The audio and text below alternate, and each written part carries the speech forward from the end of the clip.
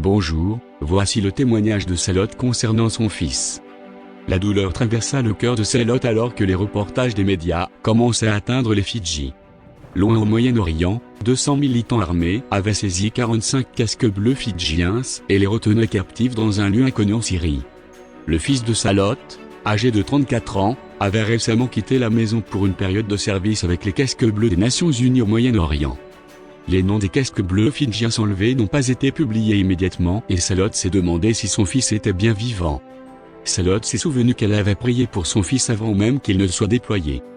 Assurément, il était en sécurité entre les mains de Dieu. Le lendemain, le téléphone a sonné. C'était la belle-fille de Salotte. En pleurant, elle a confirmé que son mari, le fils de Salotte, faisait partie des 45 captifs. Il était le commandant de la force de maintien de la paix. Alors que Salotte priait et attendait des nouvelles pendant cette période sombre de 2014, elle s'est rapprochée de Dieu. Elle s'est rendue compte que lorsque l'avenir semblait sombre, l'obscurité pouvait être réduite ou totalement supprimée en ayant l'esprit tranquille. Salotte a également trouvé la stabilité d'esprit et la force en acceptant la réalité que son fils pourrait mourir. Être réaliste lui a rappelé sa compréhension prophétique de l'époque dans laquelle elle vivait comme dans le livre de Daniel. Cette réalité lui a donné force et espoir.